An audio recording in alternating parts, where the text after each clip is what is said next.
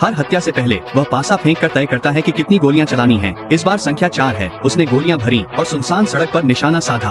अगले ही पल उसने बिना झिझके के ट्रिगर दबा दिया और उसका निशाना ठीक उसी समय वहां से गुजर रहा था। पहली गोली का निशाना लक्ष्य के हाथ पर था। जब हत्यारे ने दूसरी गोली चलाई तो लक्ष्य के साथी ने उसे बचाने की बेताब कोशिश में अपनी ही जान को घायल कर लिया ताकि घातक वार उसके बजाय उसे लगे।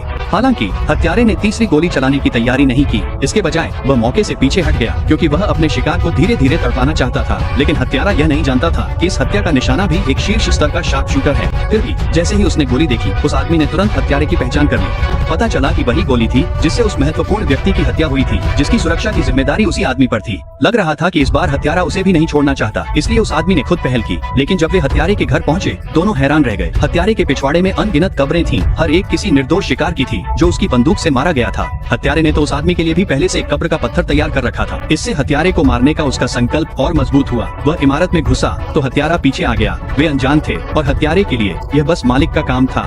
इतने तंग कमरे में अगर लड़ाई होती तो आदमी को पूरी तरह से बढ़त मिलती। करीब से कोई भी उससे तेजी से बंदूक नहीं निकाल सकता था, खासकर जब सामने वाला एक स्नाइपर हो। हत्यारा शांत और बिना किसी जल्दी के कदम दर कदम आदमी की ओर बढ़ा। उस पल ऐसा लगा जैसे समय थमसा गया हो। अगले ही क्षण आदमी ने झटपट अपनी पिस्तौल की ओर हाथ बढ़ाया, लेकिन उसकी हैरानी की बात थी कि हत्यारा उससे भी तेज निकला। एक ही गोली में उसने आदमी के हाथ से बंदूक गिरा दी। यह अविश्वसनीय था। वह आदमी जो हमेशा अपनी तेजी के लिए मशहूर था, इस बार बंदूक निकालने की प्रतियोगिता में हार गया था। असल में हत्यारे की गोलियों को संशोधित किया गया था। वे हल्की और तेज थी। अब केवल एक गोली बची थी और हत्यारे का इरादा था कि वह आदमी को खत्म कर दे। साथी ने जल्दी से आदमी को घसीट कर ले जाने की कोशिश की, लेकिन हत्यारा लगातार उनका पीछा करता रहा और आखिरकार उन्हें घाट पर घेर लिया। उसने ऊंची जगह ले ली।